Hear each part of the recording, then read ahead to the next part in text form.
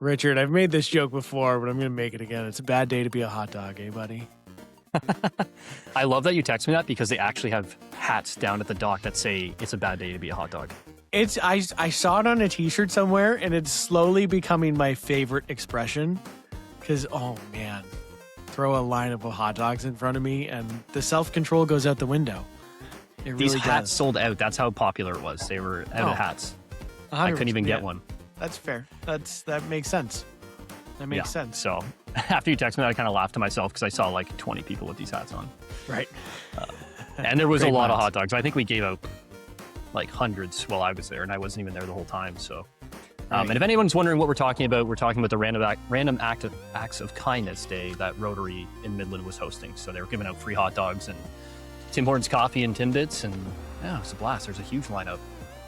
It's nice. Yeah, beautiful day too. Yeah. Richard, we have I think our most interesting in terms of like show history dynamics for a guest today, because our guest has a pretty solid connection, I would say, with one of our previous guests. Well, why don't you tell us about them? Pretty solid is probably a light term. Yeah. But I'm sure even the listeners, there's some anticipation to this because I know there was people even in town that were like, hey, I know you had Jamie Tripp on. What about Lesley? Right. And we're like, hey, we are having Lesley on. So keep your eye out. So there's going to be some people anticipating this one. So please welcome Lesley. I don't know if it's Tripp. Yeah, I think it is. Yeah. Yes, it's Tripp. Yes. Okay. I try not to Yes. make assumptions, but I'm seeing that somewhere anyways, but Yes. welcome. Right. Thank Yeah. you. Thank you for having me. Lesley, take us back to the very beginning, pre-Jamie times. Where did you grow up? I grew up originally in Maple. Okay. Canada's Wonderland hit, and my father tried to fight it, and we moved from there to Kleinburg. Okay. So I did my elementary school and part of my high school out of Maple, and then I did the rest of it out of Kleinburg. And then I met Jamie from Kleinburg. Wow. Interesting. Didn't take long. I'm sure there's a lot more in between there, Right. There's a bit more in there, but yes. Yeah.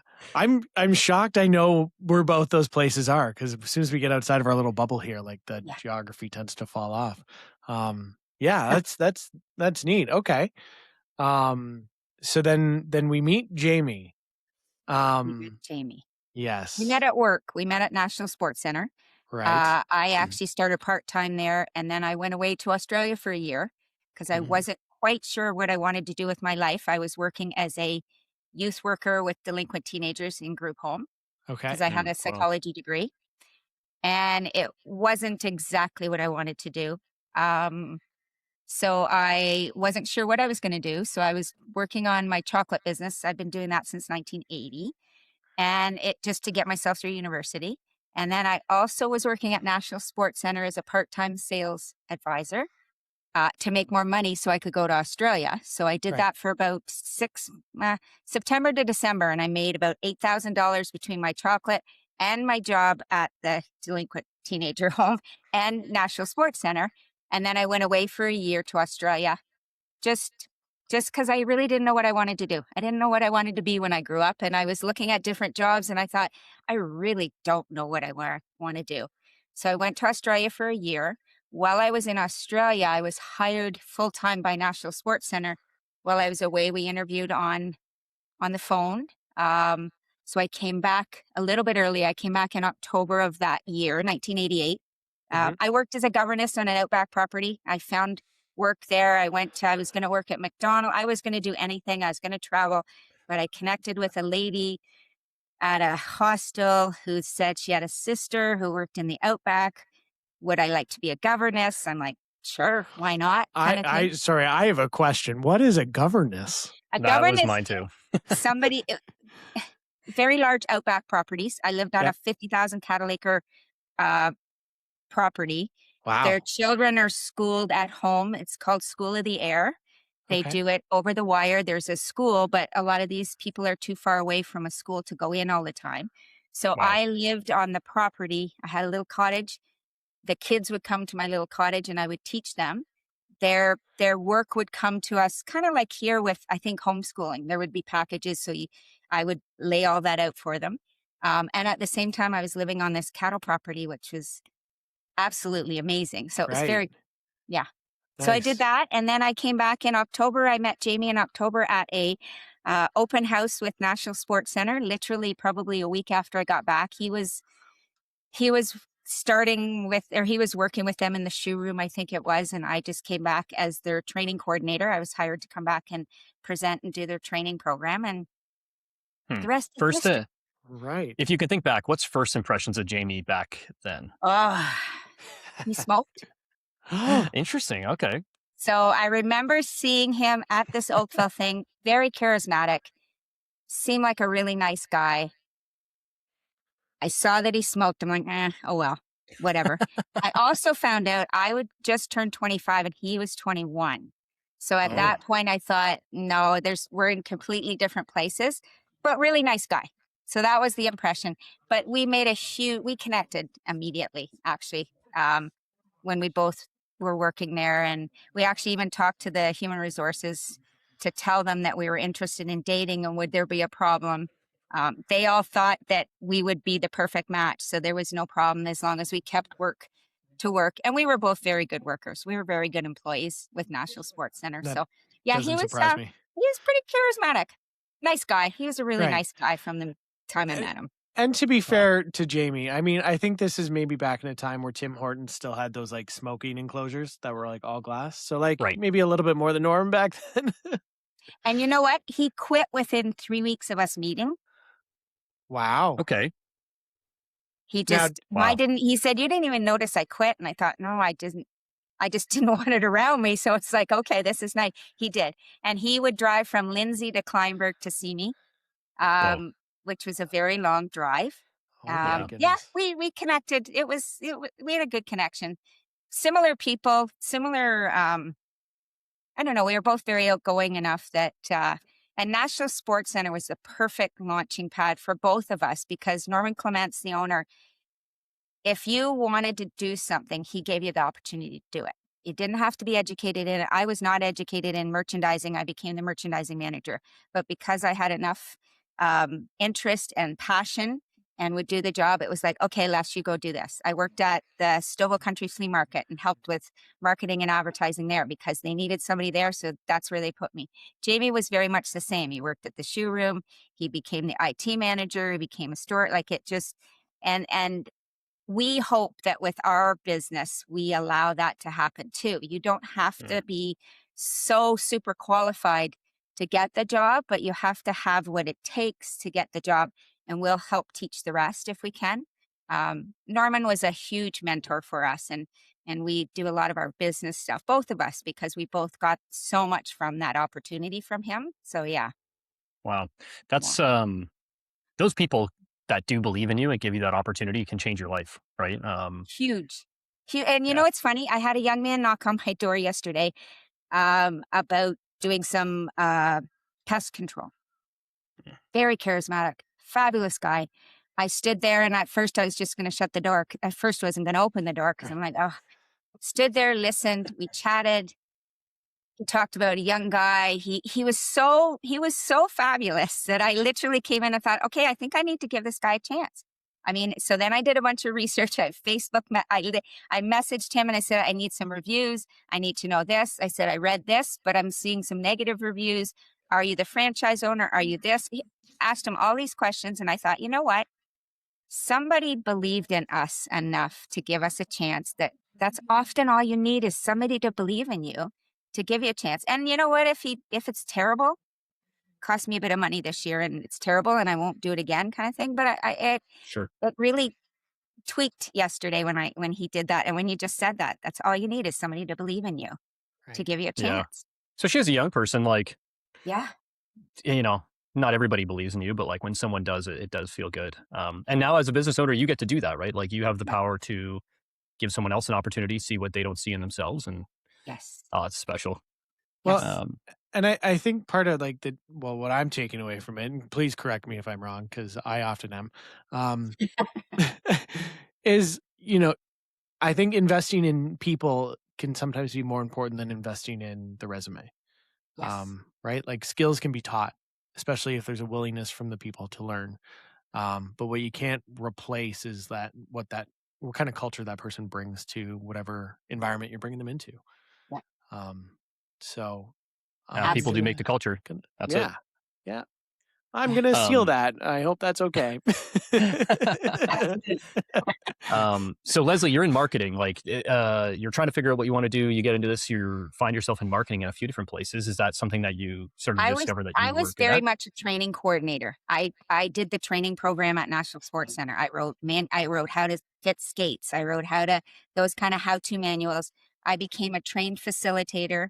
So I facilitated programmings to the young people that would come in, and I did that. That was not what I was trained in, but I think I flourished in that position. It's funny because now I'm a facilitator at the Georgia May Cancer Support Center as a peers facilitator. So I've been able to use that there. So I did that with training, retail, marketing. It was just all there. I probably should have went to school for business. I wanted to have my own chocolate business when I was 17. My parents didn't have the same and my dad would say that he wishes he could have been a business owner, but he just didn't have the stomach for it. And my mom didn't either. I would have opened a little shop in Kleinburg.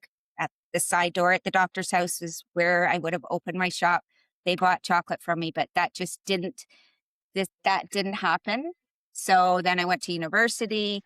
I really actually was interested in going to palliative, but everybody kind of directed me that said that's too hard. You don't want to get into that kind of thing. It's like, okay, so I'll do psychology. Again, I should have done business. Jamie should have done business too. He said the same thing. I had the marks that you go to university. It was not, Lesley, what do you really want to do? It was, this is what you do. And then you figure it out after. With our 3 kids, 2 of them have loved school. They've been in school for 7 million years. It feels like it. And the one is not as much, but it's like, and that's okay. You need to figure out what you want to do. It doesn't have to be university. It doesn't have to be college. It has to be what makes sense. And maybe you have to try these different things to make sense.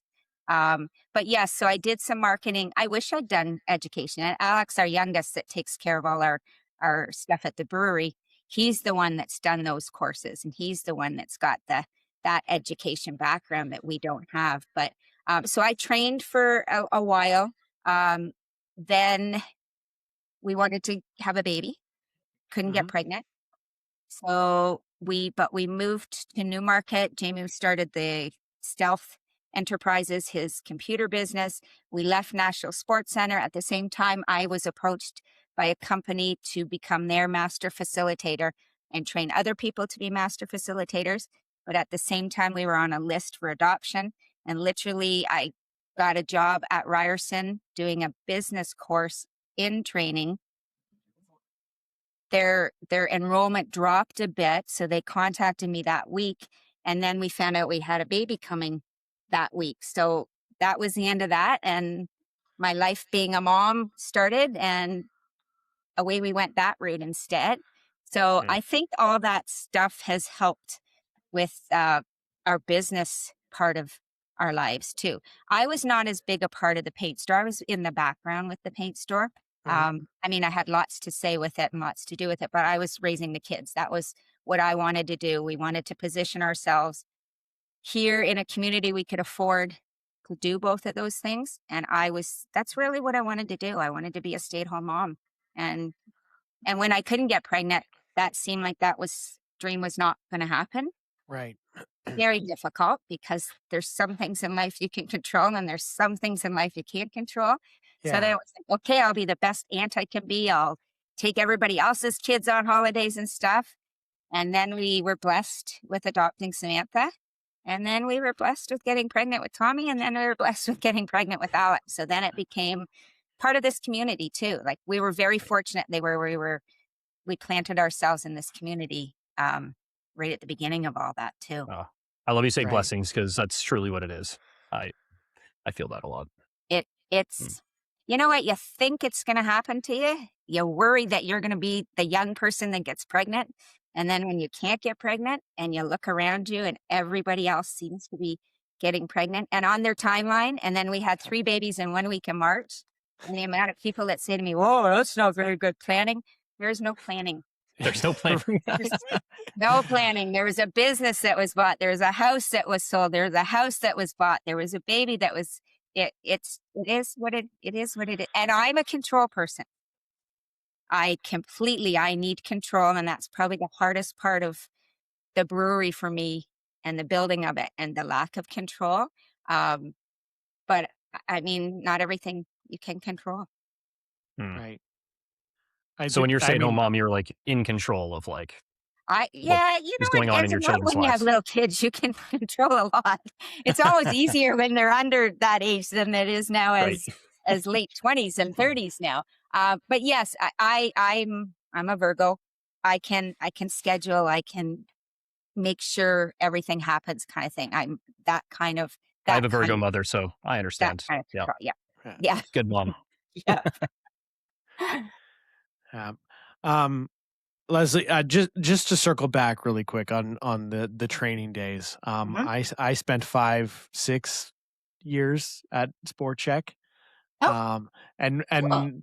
had to sit through a lot of those like training playbooks and everything. And I think you would have been absolutely. I think I would have enjoyed it a lot more had you been running some of those sessions.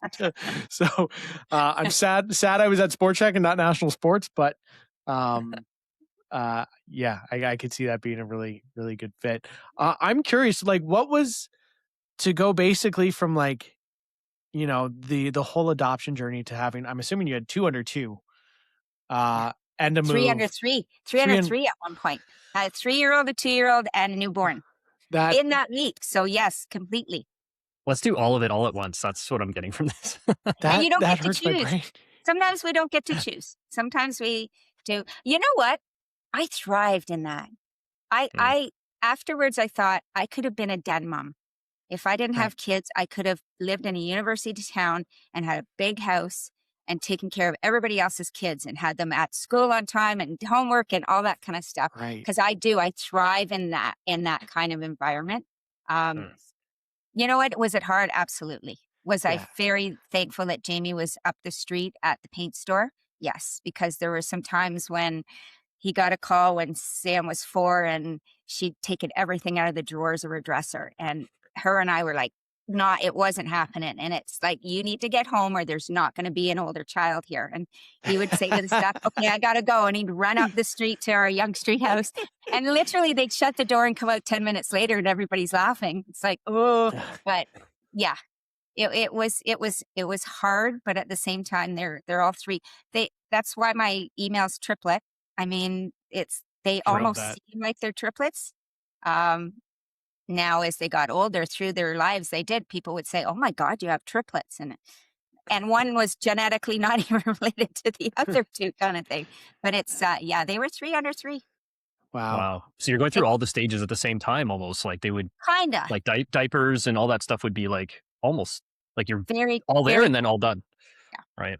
And you know what, if we'd been younger when we started, I would have had more and had some space between them kind of thing. But we weren't.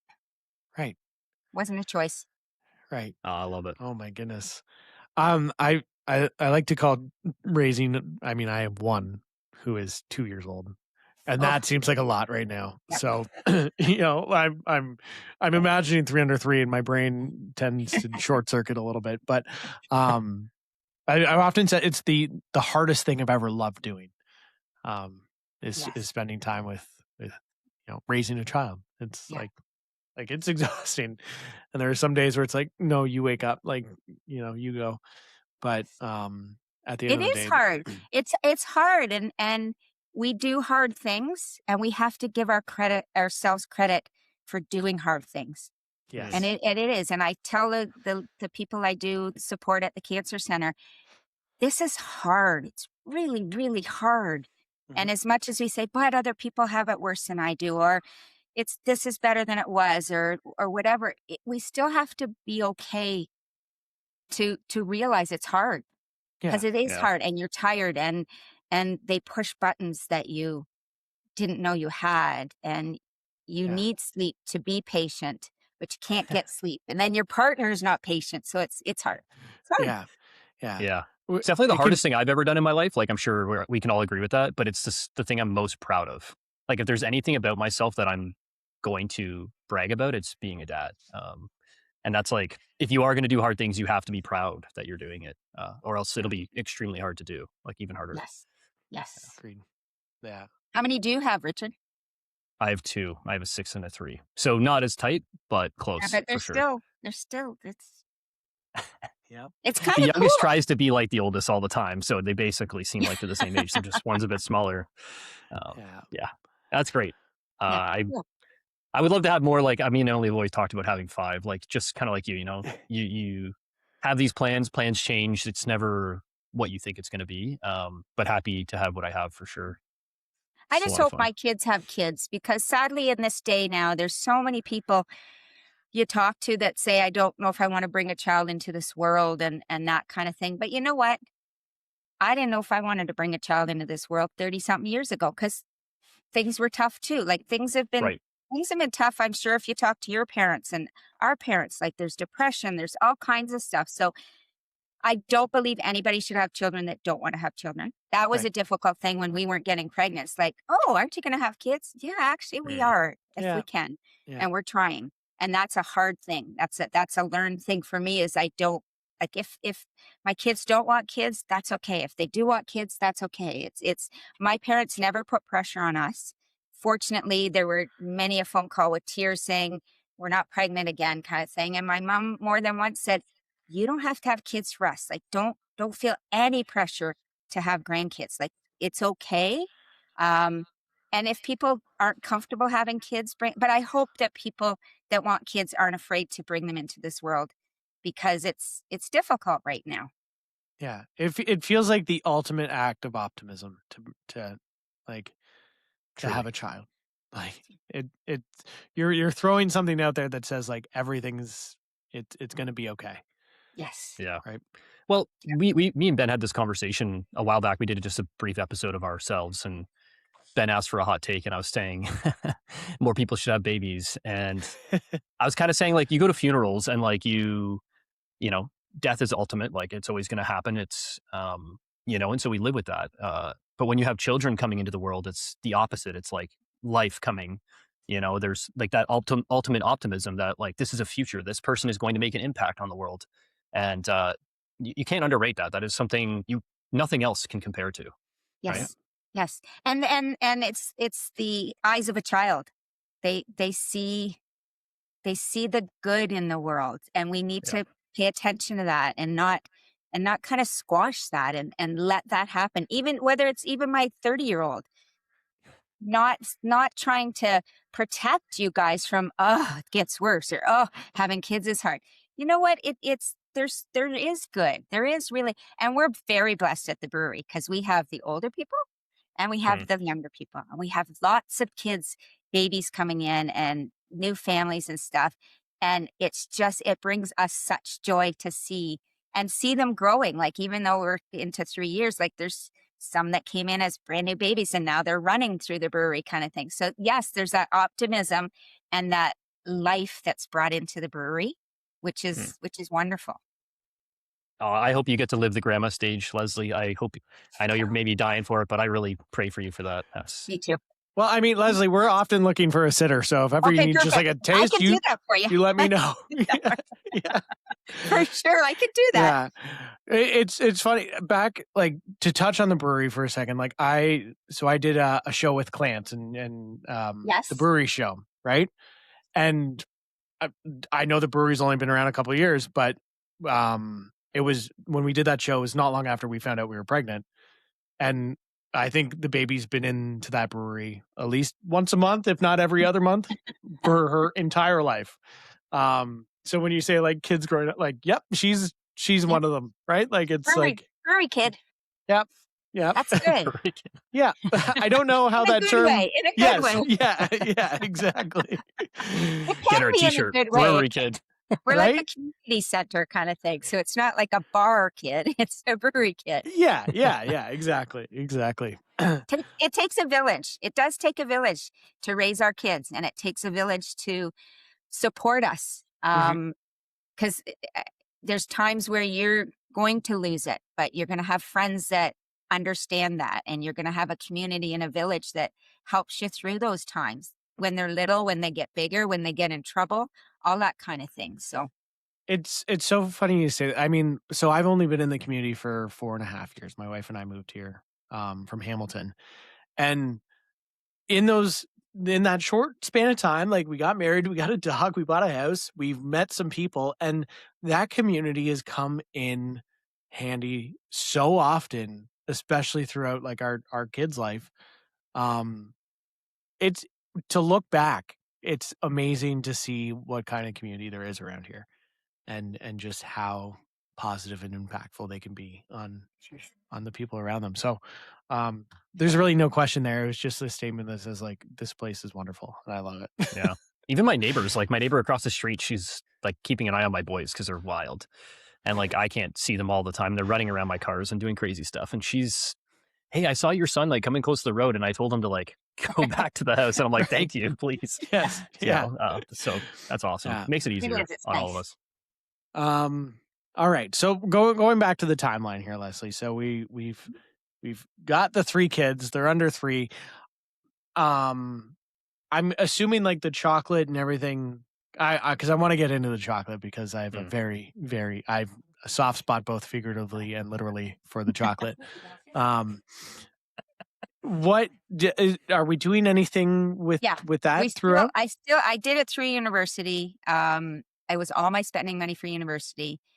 Mostly when I first started, it was painted molds and poured molds and sold like that. Like I did hundreds of bunnies with pink ears, and my mom used to help me bag and do different things too.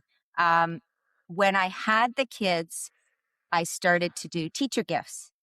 And that's when I learned to do peanut butter cups, and I learned to do salted caramels and sponge toffee because I wanted stuff that tasted good, not just looked good.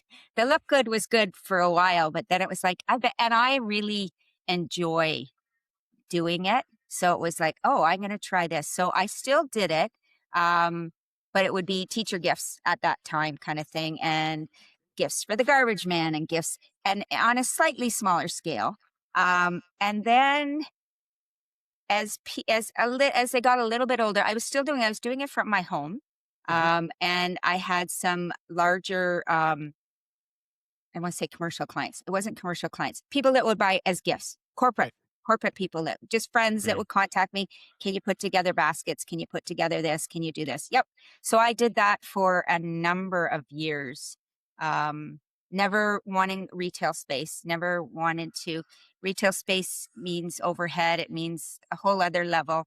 Being able to do it now, when we moved to our house that we're in now, we set the kitchen up so that it had space for the kids to do homework and them but not in my space if I needed the space kind of thing. So we did that, had a big garage that was cold through the winter months, which meant I could bag everything, put it in its packaging, and it could be set out there. We have pictures I made thousands of pieces, and I thought I was doing really well until Jamie said, I think we could put this in the brewery. And I'm thinking, I don't think so. And I mean, beer and chocolate, that was what we talked about years ago, probably 5 or 6, probably 7 or 8, maybe longer now, years ago.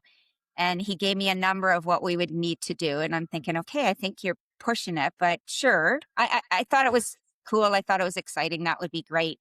And we're doing it. Like we're doing like 30,000 bags last year kind of thing. And 150,000 pieces that we're doing. It's constant, which is awesome. It is. It's, and I love doing it. And my coworker, Lauren, she's awesome. So she does the pretty cookies. She does all that stuff. I don't even need to learn that because I don't want to have to be responsible. If she can't do it, it's like we just don't have them. But so that chocolate business grew to being in the retail space now. How did you get into it to even begin with? You know what? My brother dated a lovely lady. I would have been 16. Okay. And he dated this lady who came with a bag of chocolate. Lady, I mean, he would have been 20. So it's at the time she seemed old to me, but it was just his girlfriend, and a bag of candy, and it had a teddy bear, a painted teddy bear on a stick, and it had a couple other pieces in it. Now, when I saw them, I really liked them. And she told me all about it. And at the time, I didn't have a talent. And I remember thinking, I don't have a talent. Like so many people have talents, like maybe they're runners, maybe they're singers, maybe they can play guitar. I didn't have a talent. And I remember thinking, and it wasn't a good feeling. It was like, I don't have a talent. And then she showed me this, and then she brought some molds over and showed me, and I really liked it. And then I worked in a chocolate store that year, filling bags of chocolate at a bulk store back in Richmond Hill. Mhm. And then I just started to make it. And then I had a friend of the family that said, let me take a little price list into my work, and maybe you could make some of this for them. So it's like, okay. And then people really liked it, and then they wanted it. And then it was like, okay, here I go. So Once demand happens, you have no choice. You're just in it. right. Yeah. It's like, okay, that's it. And then when I started making the other stuff and teacher gifts and stuff, that's the highest form of flattery, is when somebody gets it as a gift and then they come and search you out. Same with at the brewery, is the repeat. Like today I was in a meeting at 10:30, and at 11 o'clock, I didn't know it was 11 o'clock, but the door opens and somebody comes in, then right to the chocolate fridge. And that was what Jamie and I had hoped, is that people would just come into the chocolate fridge or to the beer fridge, and it would become, it's very important that we be diverse in there or we're not going to make it. So it was, and as I was sitting there, it made me smile, because it's like there to the cash and then out. The next one came into the beer fridge, to the cash and out. And it's like, yeah, so it's really cool that it's so well received. I love that you guys offer that. I go into, we have a Rotaract meetings there. And so I'll go in for a drink, and before I leave, I'm like, my wife's at home with the kids, she can't come with me. And so I bring her chocolate back as like bring her a little treat. You get a little something. Yeah. She's like stoked every time because they're so great. Yeah, exactly. It's good. It's great. And we love it. Like and that's what Jamie and I, every night, it's like, how many bags sold? And he'll tell me, it's like, oh, we only did 50 today. And I said, when did 50 on a Monday become an only?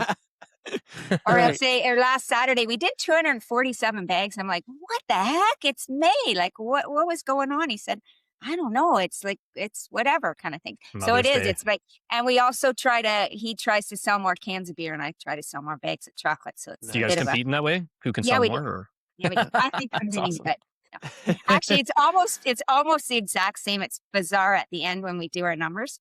It's almost the same amount. That's interesting. So, yeah. I know. So my personal favorite, I'm torn between the peppermint patties and the salted caramels. Salted caramels. Lesley, I'm curious. Do you are you like, we're even playing ground here, or do you have a favorite? You know what? I don't. The joke is, I don't like coconut joy. The joke between Lauren and I is, oh my God, we have to make coconut joy again. And that was from the very beginning, because I thought if there's ever something that doesn't sell enough, we can pull it and have a little more space. But literally, as soon as we say that out loud, all of a sudden the coconut joy is empty, because people do like coconut and they do like almond. That would probably be my least favorite. Just no reason. I love everything I make. I'm a sweets person. I love the new cookies that we've added to the space. That's almost a problem, because I like cookies and butter tarts probably more than even chocolate. So it's like, but sponge toffee is a huge seller. I make it almost every day. Salted caramels is a huge seller. I love peppermint patties. I love peanut butter stuff. So that's all.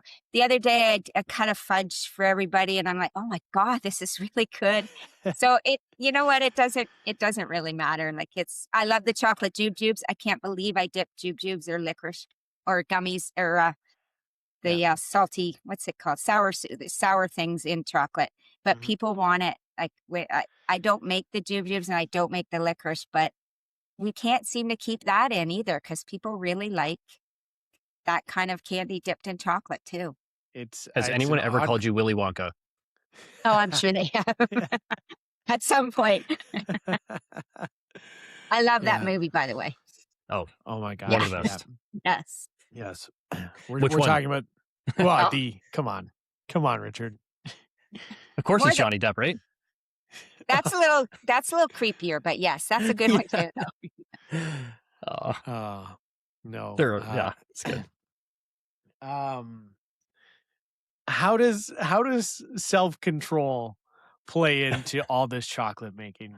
Or does it? You know what it does? It's a lot of work. Actually, when I used to do it at home, I would make it originally when I started way, way, way back, I'd just make it and it would go in a Tupperware. And then when somebody would want something, a friend or whatever, I would then bag it for them. That was easy to open and eat. Right. Once it's in a bag, it becomes a product that's sealed. Well, you can still twist it off, but to me, that's money. So it's a lot of work. Like we literally, we make everything, we form everything, we dip everything, we bag everything. It's a process. Like somebody will say, well, can't you make any like right now? No, it takes time, and it's great. But now to eat that, it's like, do I really want that? So our sampling would be as if I make an extra peppermint patty, it goes on the plate. Like today I made jujubes and there was like 7 that didn't go in the bags. So they go on the plate for the staff in there.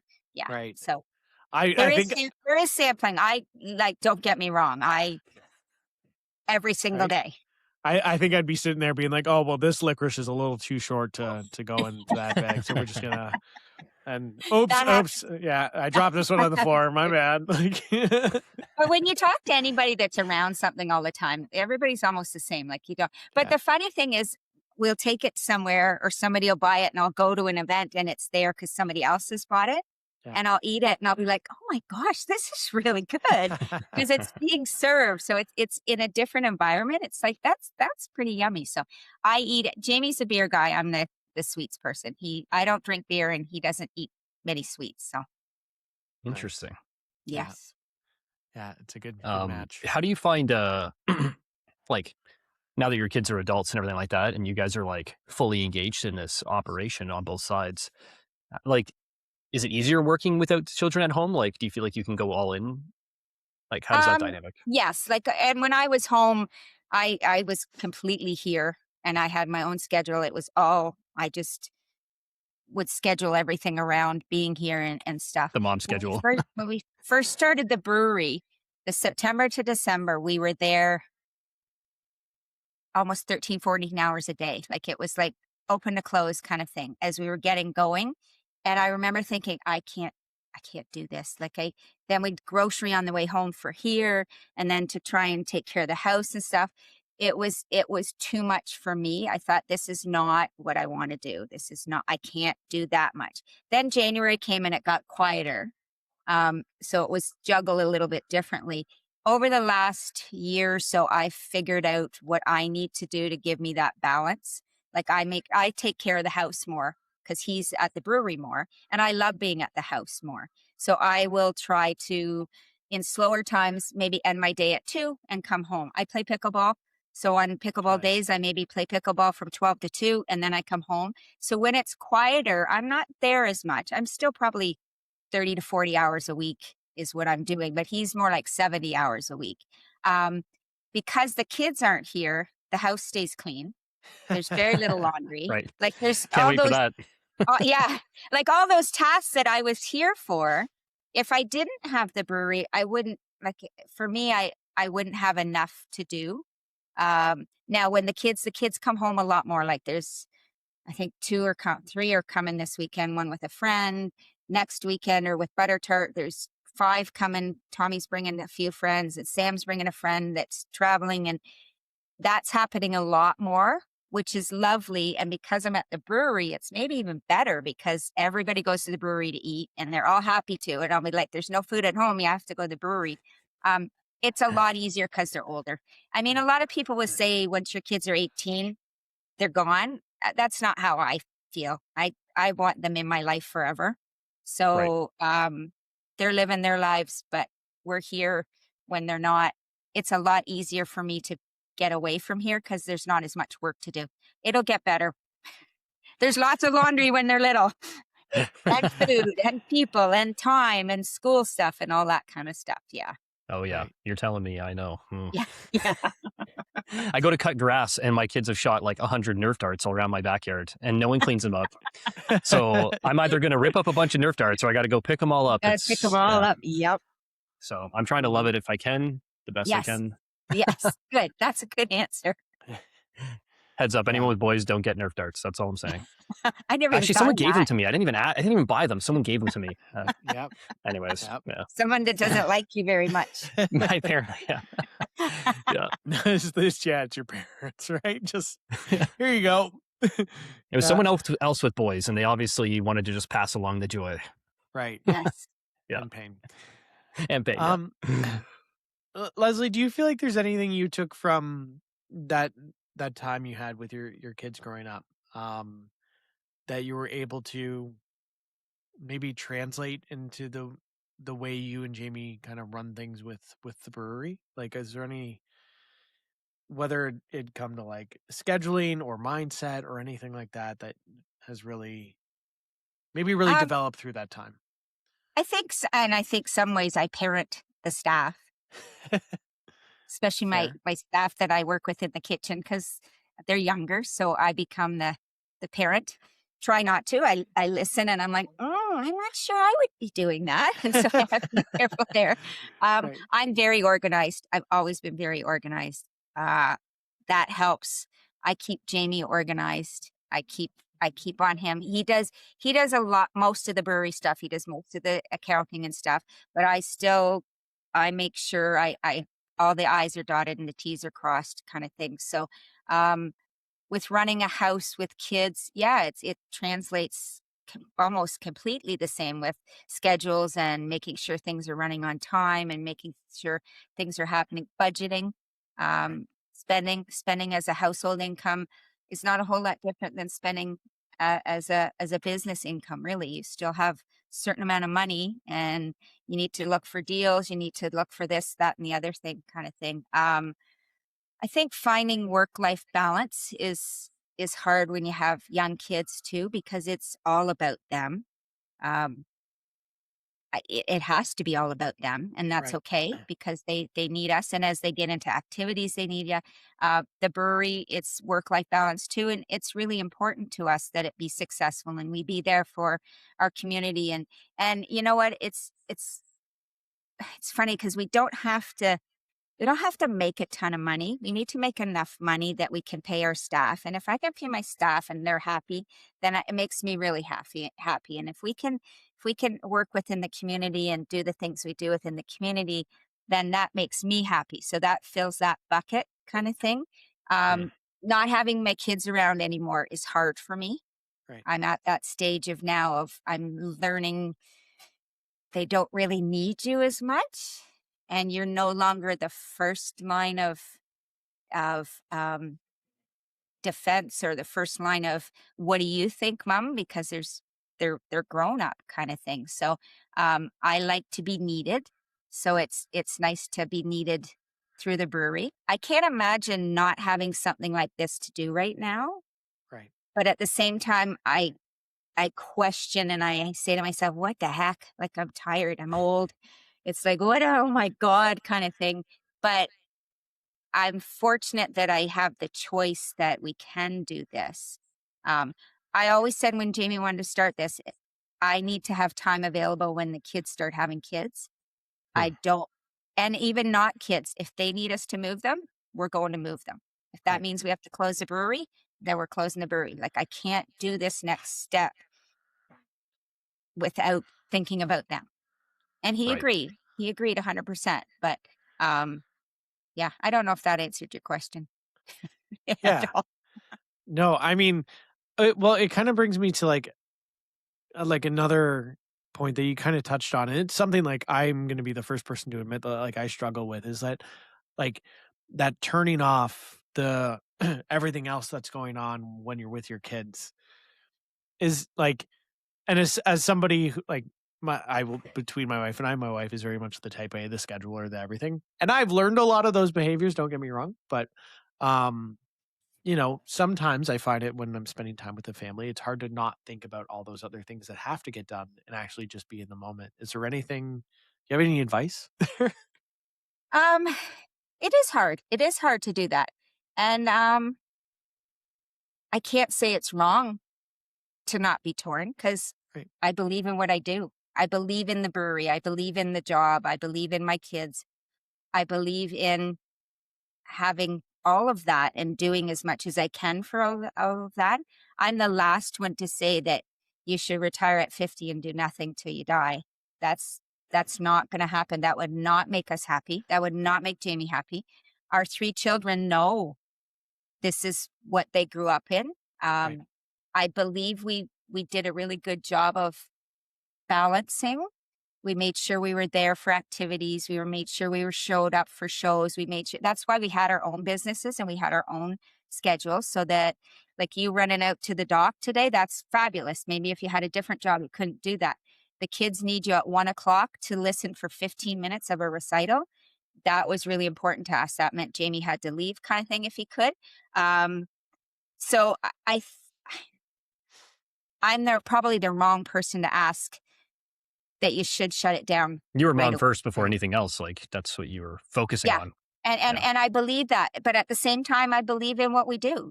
Right. If Jamie has to work like people say, why is Jamie? Because he is, and he likes it, and he's having a good time, and he's happy. But that's what it is. I have a friend that's a real estate agent, and his wife, and he's very busy. I've known them forever and ever. And somebody said, your husband works too much. And she goes, this is what's afforded us this lifestyle. It is what it is. And she's not in it blindly. She knows it. And she says, it doesn't upset me at all. This is what our lives are. This is what our lives are. And I think if your life is that you like what you're doing and you're torn and you have to do what you're doing, I think it's making sure your partner is okay with that, but also respecting when maybe you have to shut that off, kind of thing. If you can. Yeah. Well, you don't want to take away someone's passion. And just like I think you're like this and I'm like this, Ben, is you're passionate about what you do. It's hard not to think about it because you want to do good. Like you want to do good work. You want to do good work, not only for your clients, but also you want to build something for your family long-term. And man, hard not to think about that. Like there's so many things to think about all the time, right? It's a lot of pressure, but you're happy doing it. So, yeah. And I think what you are doing and what you are is a beautiful representation for your child. Like I hope our kids are proud of what we do and who we are and how hard we work. Or I just think they can learn. I think your children learn from you, and it doesn't all have to be perfect. That they see that you. I think, and we have to work. And if you can work and love what you're doing, it's a bonus. Unless, again, your partner's on you saying, okay, this is enough. And then you have to sit down and say, okay, how much is too much and how much is... I had to start to come home more. I said to Jamie, and he works so much more. And I had a bit of guilt for a while there of like, well, I'm going home kind of thing. But then I'd feel bad because he's doing the 13-hour days, but he's happy doing that. Somebody has to come home and do house stuff. Somebody has to organize and do. And I make sure that the family, and he's not always privy to everything that's going on with the kids because he doesn't need to be until he needs to be, kind of thing. But I had to feel good about the choices I was making and figure out my own line of where am I happiest and where is that line of I'm doing too much here and not enough here. And it wavers. Like it's not a straight line. Right. Yeah. Healthy boundaries. The best you can. Yeah. Yeah. Yeah. I think perfection is overrated, but striving for whatever that image of perfection looks like. You know what? That's really part of why we're Test Batches Brewery. Yeah. And my son, he's the one, and it was written on our wall downstairs where we had our office while we were building this place up, about perfection. And it's not. It's if you strive for perfection, you're never going to be happy. So you just strive to always do your best. And we say that in the kitchen. Are we doing our best? Yes. Everybody happy? Well, maybe not, but we just need to do our best. And we just, and if that's what we can do, that's what we can do. Is it going to be perfect? No. Are we going to make mistakes? Yep. For sure. You guys are perfect in my mind. That place, I eat there, I drink there, I Sounds just like a stop in to Hallmark get chocolate. bar. No, Oh. for real. Like I go in there and everything, like it looks clean. It's like everybody's super friendly, quick. I don't think I've once frowned in that building. Not Truly. once. You know what? I agree. That's why, and it feels good. It's exactly what we hoped it would be. And Jamie and I will, everyone, and you never do this and maybe you guys do it. we don't ever take enough time to appreciate what we do in our lives. We never do. I don't think we ever have, and maybe a lot of people do, and maybe a lot of people don't. But we stand there sometimes and look around and say, "God, this is exactly what we wanted it to be." We have people come in that have lost spouses, but now they found this space and they feel good when they're in there.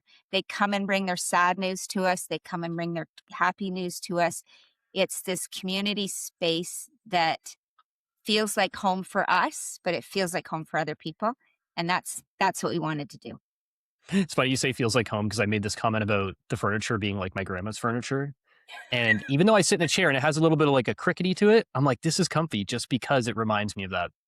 Yeah. There's something about it. It's just special. It is somebody's grandma's chair, just so you know. I was gonna say that one couch in the corner, you sit in it and it just sucks you in. It's just like, here. Those were couches from our house, eh? Those were our. That's what, Jamie did give us the backstory on. So I was like, where did all this furniture come from? Yeah, we had an empty living room for a while because we couldn't afford to replace it, but we knew it would look good at the brewery. But which, I mean, like, doing anything for it. Looking on it now, if you had like the same generic furniture, I don't think it would look right in that space. No. I think it'd be like, what is this corporate brewery doing here? Yeah. Well, it wouldn't be us. Yeah. Yeah. Oh, yeah. There was one thing you said earlier about like wanting to be needed, like feeling like that's like a typical mother thing. Like that post-mother stage is really hard for a lot of women, I find. It's going to be hard for me too. Never, I'm not ready for it, but I know it's coming in 18 years or so. Maybe 25. You never know. No, they still need you. It's just not always they need you when you want them to need you. They need you when they need you. I remember moving out and like buying my house, and I was like, okay, Mom, I'll talk to you in a month. Like we barely talked. And then I had kids, and now it's like I'm talking to my mom every other day. You know, it's just re-ups the appreciation for them, but you also need their experience. Like you literally need it. That's really, it's exactly. And I don't think anybody tells you that when you have kids, that or through this whole thing as they age and as things go on, that we need our parents at different times, not the same all the time. And it may change for a while and then it may come back for a while. It's changing right now for my aging parents. My dad's going to be 92 this year. My mom just turned 87. We're looking to move them into our house. We built an apartment for them downstairs, and it's changing again. Mostly it's tech stuff they need Jamie for, because we can't get into the bank account, or my mom's somehow pushed something on the iPad. So it's like, we just need to move closer so we can be a little more quick tech support. But it changes. And my appreciation for who they are is so different than it was 20 years ago. And I wish somebody could have told me that when I was 20, 30, 40. They probably did, but it probably wouldn't have mattered. I was gonna say. Right? It's not till you've had children now that you realize that you need that part of your parents. And it's also being okay that if they don't talk to you or you don't talk to them, it's just because they're living their lives. And if that's where your gap is with your own families, it's just because and that's what you want. You want your kids to be living their lives. Like, I don't know about you, Richard and Lesley, I'm not sure if you can remember back to this. I remember distinctly in like the first 3 months of having our daughter, there was like a part of me that, you know, anytime I would talk to my mom, it would be like, I can't believe you went through all of this with me. I'm so sorry. You know, I appreciate you that much more now. Not that I didn't appreciate her before, but like, I just need to tell you, Mom, that like, you know, I takes the mama's boy to the next level.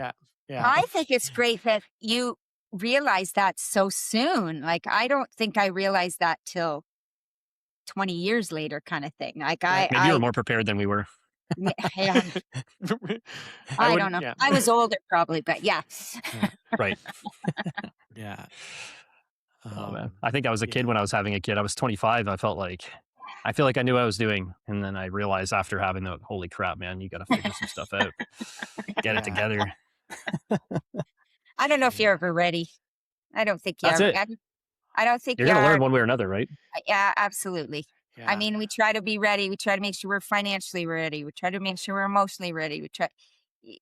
I don't know if you're ever really, and sometimes you don't have a choice. So you're blessed when you're blessed, kind of thing. Yeah. My son said something to me the other day. He's like, "Oh, Dad, what age do you stop growing?" Something like that. And he tried to tell me that I stopped growing already. And I was like, man, I'm still growing. Like that. I don't know if there ever is a point where you just like stop growing and then you're on the other side or whatever. But like, I was trying to tell him like, man, you're going to grow forever. Yeah. You're never just going to stop. Maybe physically you're going to stop to some degree, but maybe you're going to get stronger and you're still going to growing. Yeah. And I his think mind, we he's need, just like I looking at me think like, we what do you need to mean? keep growing. I talked to a lady this week about spending time with people that are different than yourself and how vitally important that is.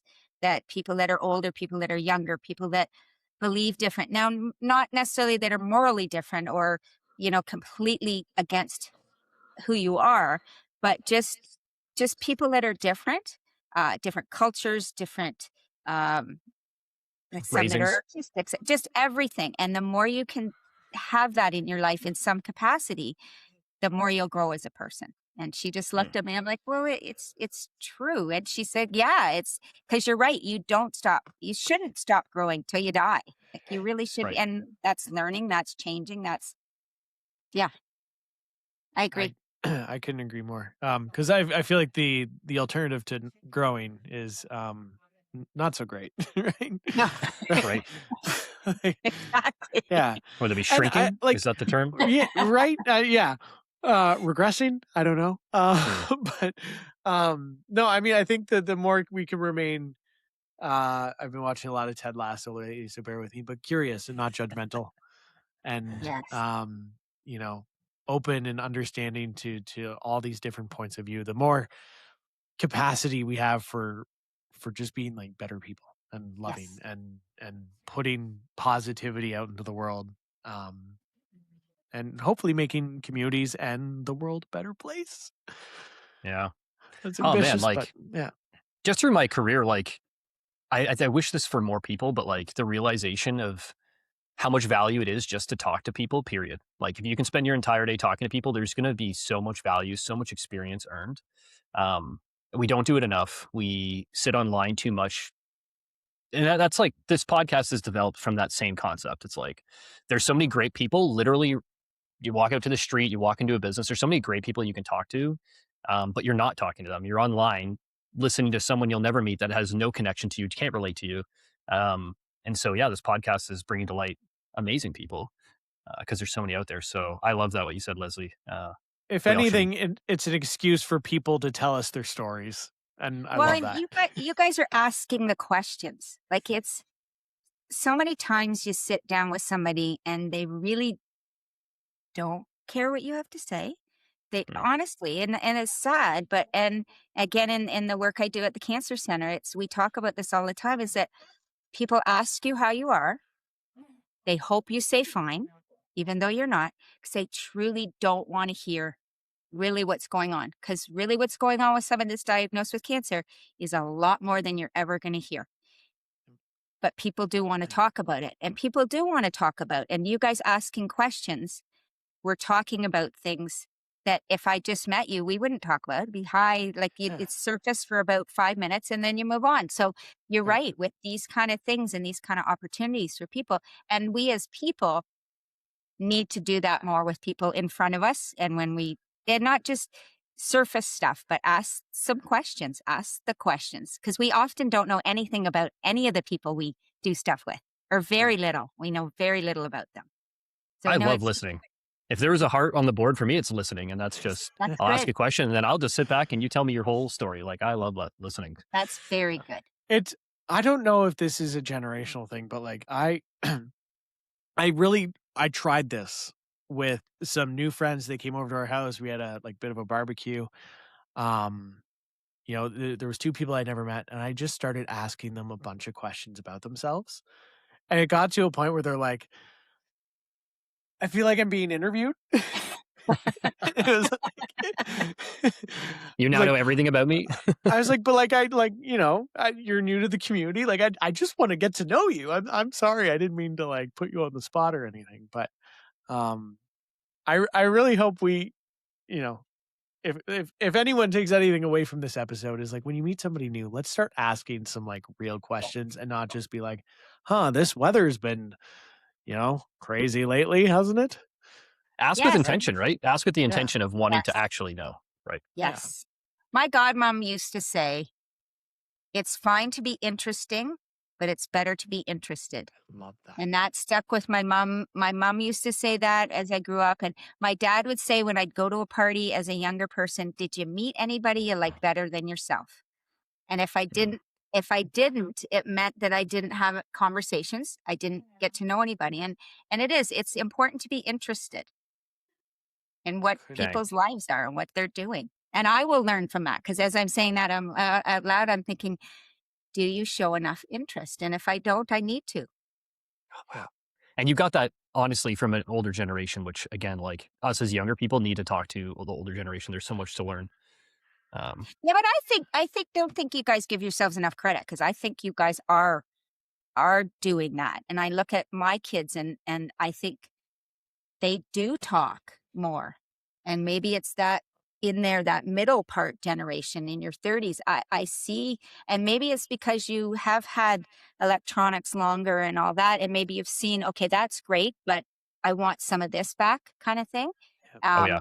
Let's go back a little bit. We've gone too far. That's kind of where I'm at. Yeah. And I do see that you guys are doing that. I see it more having that. And same with people coming to the brewery. People come to talk. They don't come to have their phone. They come for an hour to talk to each other. And it's like, obviously that's missing in many people's lives. Oh yeah. Yeah. Bring me more of that. Yeah. One thing I wanted to ask you more about, Lesley, are you, because you're talking about the cancer support and stuff, but are you part of any other groups in the town? Like, are you doing any other events? Or... I'm actually, excuse me, volunteering for Hospice Aronia.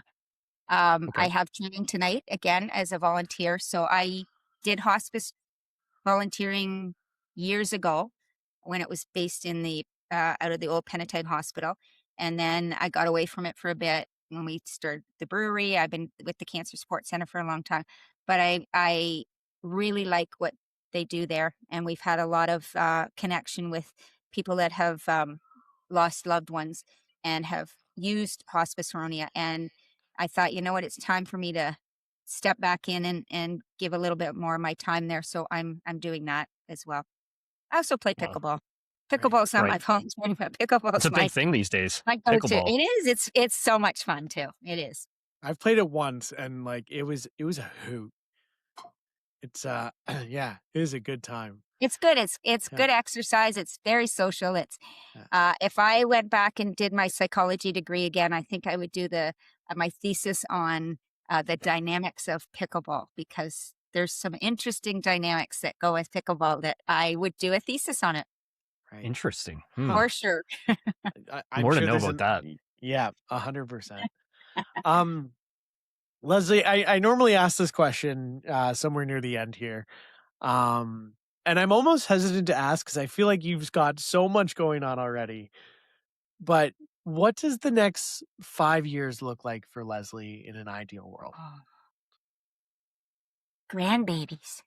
Maybe. I had a feeling that was going to be it. I didn't say that out loud. You know what? The last few have been very difficult. Building the brewery for me was probably one of the most difficult things I've done. Almost harder than infertility, almost harder than I had breast cancer. I found it incredibly hard with the building of it. Getting financing, people telling you they're going to help you out and then they don't. It just getting pushed off all the time. Like answers took 3 weeks. I found that almost more than I could handle, to be honest. The last year this last little while has been better. We sold the building. Now we're running the brewery. It's better. My kids are in great places. I don't know. I mean, at the brewery, we'll be at the brewery. I don't foresee selling the brewery for another 5 to 10 years kind of thing. My mom says Jamie needs to work till he's at least 70 because once you stop working, what are you going to do? And if you live to be like 100, that's a lot of years of not doing. As long as you're doing something you really enjoy. And I still really enjoy what I'm doing. I don't love I like my process. Like it's easy. I want things to be easier. And when at the beginning, I want I sometimes wish things were easier. And Jamie would say, if it's worth it, it's not easy. And I'm like, I know, but sometimes it'd be nice to have things easy. It's like having kids. It's like, why does it have to be so hard? Like, why does everything have to be hard? But I see probably kids getting married, possibly grandkids. I see, I don't know. Life's not That's predictable. enough. Right. That's where you want to be. That's enough. Life's not predictable. I never would have dreamt I'd have breast cancer at 40. So Tell us a bit about that. You didn't really touch on that. Like, what was that experience like? it was hard. That was hard. That was hard. I had an 8-year-old, a 7-year-old, and a 5-year-old at the time. The 8-year-old seemed to just want to make sure life continued on the way it was, and then it was okay. The 7-year-old wanted to know if I was going to die, and the 5-year-old just thought it was really cool to see the staples come out of my chest, and it was a different level. I had an incredible community here. I was very blessed that, I mean, the teachers at the kids' school, we had food filling our freezers. They helped make sure my kids were okay. I remember sending a letter to the school saying, this is what's happened. This is what I ask of you. Just please keep an eye on them. And if something seems awry, just let us know. My mom and dad weren't worried about us because we were part of this community. So they knew that we were being taken care of. It was hard. I had a breast removed. I had 6 months of chemo. I had 5 weeks of radiation. Struggled with some depression in the second year. It's a tough go. I have huge respect for anybody going through any kind of trauma, whether it's a disease, whether it's a divorce, whether it's the death of a child. I've become a more empathetic person. I think I always was an empathetic person, but I'm honest with the people I do work with, and we talk very raw, very honest, and I think they appreciate that. It was hard. That's the word. It's hard. I'm curious, Lesley, and I know you can only really speak to your experience with it, but like I feel like when we hear somebody's gone through chemo, radiation, the whole process, that we always, at least for myself anyway, I jump to like, oh, that has to be physically very taxing. But I don't often give consideration to the mental and emotional part of that. Do you think that side of things is almost harder than anything physical going on? 100%. 100%. It's completely for me, it was a mental game. I literally would get sick on the day before I was even going to have chemo, just anticipation of what was coming. I was part of a trial that they've changed it so you don't have it the same way I did, because I'd have chemo a week off, chemo on, and then 2 weeks off. They now, depending on your regimen, it's a little different because it's very hard. When you're through all the hard, people think you're okay. They think that you look good, your hair's growing, everything must be okay. Everybody wants you to be okay. They want you, for themselves, they want you. It's like, okay, you're okay now, right? I had people say, you're fine now, right? It's like, no, I'm not. But yes, you pretend you are. Right. Mentally, it's very difficult. It never goes away. I'm 22 years now, and if something's off, you still wonder, could that be cancer? You try not to, but you do. So yes, I'm glad to ask that question. And I think if everybody could have that patience with somebody that they know that goes through any kind of diagnosis, that physically it's hard, but also mentally it's hard. Right. There's somebody on your shoulder for the rest of your life. There's a devil standing behind you, waiting to tap you again to say, you got it again. And so far, I'm blessed that I haven't had reoccurrence, but I know many, many, many, many people that have. And it's like, and when you're 40, when you have it, my doctor said, you're going to make sure you have your colonoscopies. You're going to make sure you still do breast exams. You're going to make sure you do all this. And I'm like, yeah, but he says, no, you're 40. There's a chance you're going to have some other kind of cancer in your life because you're young. When you're 80 and you're told you have cancer, you're not likely going to have another kind again. And it's that understanding that But you have to also live. For about 5 years, I didn't feel I had guarantees anymore in my life. From the day I was told I had cancer, I realized I didn't look forward. I didn't look forward to anything because I felt like all my guarantees were taken away. And then, and I didn't sleep well. I didn't dream for years. And probably in the last 10 years, I realized I started dreaming again. And I started thinking, like when you said, what's 5 years from now? If you'd have asked me that 15 years ago, I wouldn't have even wanted to answer. And I'm just realizing this now, but because you asked me that, I didn't think, will I be here in 5 years? That didn't even cross my mind. It was like, what is the next 5 going to be? I don't know. So that's awesome. That's going to make me cry because I oh my realize goodness, Dude, I'm almost crying at this. that's really good. But it's I appreciate that you asked that because the people that I do work with, people just want them to be okay.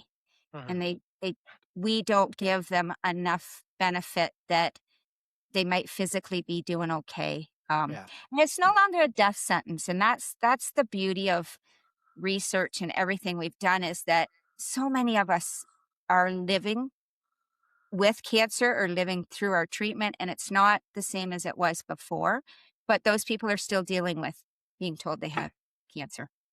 Right. Yeah. How was, I know you talked about the kids, but how was Jamie with that diagnosis and everything? Because like, I can't imagine if that was my wife, I would be poof. Yeah. I'll be honest. I didn't worry about Jamie. I could only worry about Lesley. Yeah, fair. So in hindsight now, as I work with people, I think about their caregivers and we talk about that. He had support as well. He had a lot of my friends checked in with him and a lot of his friends. He worked, he made sure, and that's hard, right? Like here we've got me not well. We've got 3 little kids. We've got a paint store that he had to run. So he worked and did everything he could. Our term was fake it till you make it. And we both did that. It was like, you just keep going until you get to the other side of it. That's how we had to do things. I think in some ways and I've said this to a friend, I did a slight disservice to anybody that has cancer. Somebody said, but it was so easy for you. It wasn't easy for me. But I did what I needed to do to get myself through. I did what I needed to do to bring 3 little children through this world.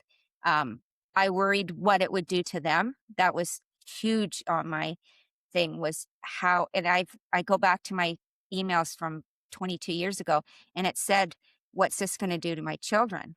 They now have history of cancer, which makes me sad. So when they fill out paperwork, they have to write down they have a direct history of cancer. Tommy did a talk at St. T's, and all his friends were in the front row crying as he talked about his mom, and I was there at the time years ago. And I remember at that point thinking, it didn't hurt them. It made them better people. So my 3 children are better people because of it. They have a little more empathy. They do their volunteer work. They do their, they understand, I think, more than other people would on a different level because they had a mom that had cancer. And they saw us work through it, and they saw us fight through it too. So wow. You could have them on and talk to them. I'd like to hear really what they think about it. Let's do the whole family. And I think it affected the littlest one, Alex. I think a lot more than we thought as he grew up. I think without us sitting down and saying, were you worried about losing your mom? I'm sure they did worry about that. Thank God it was me, though, than it wasn't Jamie. I think he was far better caregiver than I would be for him. I think I'm the better person to have the cancer than to be the caregiver. I'm not sure. Yeah. I don't maybe have the same patience and my friends would attest to that probably too, but it is what it is. My goodness. Wow. I have to say, you guys are beautiful souls. Oh, thank you. Yeah. Thank you. Yeah. Salt of the earth for sure. I appreciate you guys. Yeah. Lesley, this has been absolutely wonderful chatting with you today. I appreciate it very much. I appreciate that you allowed me to come in here and chat, and you made it out to be a big thing at the beginning, that it was more important, very important, but I hope it went the way you'd hoped it would. Oh my goodness. Even better, I would say. Even better. Yeah. Thank you. Yeah. I may even, well, you won't be at the brewery this afternoon because you've got some really healthy boundaries, which I appreciate. But I'm sure. I have hospice training tonight. So Yeah, there you go. But maybe we'll. I'm craving a little test batches beer and a little treat. So maybe when Kate's done work, we'll head on down there. Love it. But we'll see you around soon, I'm sure. Thank you so much, guys. Definitely. Appreciate it, Lesley. Thank you. Oh my God, Richard. My emotions are running hot right now. Right? I'm like right on the verge. You could say, oh my God. Yep. On that note, I'm going to share something. So some of our listeners may or may not know, I like to run stupid long distances. I don't know why. It could be the little bit of masochist in me, or maybe therapy's expensive and running is not. So on that note, last year I attempted to run 80 kilometers through the woods in the mountains in Quebec. Made it to kilometer 58. I didn't make the time cutoff, so I had to pull out. But I did sign up because if you don't make it, try again. I did sign up for a 56 kilometer race in July at Limberlost Nature and Wildlife Reserve, just outside Huntsville. Last year, I raised money for Campfire Circle, which is a great organization that kids with cancer diagnosis, they can go to camp, receive treatment at camp, feel like a regular kid again. Formerly, it was Camp Uchagayas or Camp Trillium. So last year, my goal is to raise $10 per kilometer, and we raised $800 for Campfire Circle. I was gonna say, let's do the same thing. Let's do $10 per kilometer, 56 kilometer, $560. But I'm feeling ambitious, especially after this chat with Lesley. So I think I've got 5 weeks. Oh my God, 5 weeks. Yeah. He thinks he's crazy too. I think, you know what? I think I'm gonna set a goal of trying to raise $1,000 for Campfire Circle in the next 5 weeks. So I'm going to hijack our platform here, Richard, and I'm going to throw a link to the fundraising page in the description of this video. Is it hijacking if it's your platform too? I mean, I didn't ask your permission, so... Oh, yeah. It's kind of thing. I'm going to shoot that down. We run by corporate, I guess, to make sure it's cool. But, yeah, let's do it. I think we can raise $1,000. Let's do it. Let's support Ben, guys. Yeah. And the great cause. Perfect. Other than that, Richard, we're almost at 2,000 streams, which is so great. Thank you to everyone who's been listening up until this point. Please continue to listen. We appreciate every single one of you, as always. And appreciate our guests and everything as well, right? Oh my gosh. We wouldn't be here without them. As always, everyone, we've kept you here long enough today. Thank you so much for stopping by our open house. I hope you enjoyed some chocolate and the great chat, and we'll see you the next time the house is open. Take care. Bye. Bye.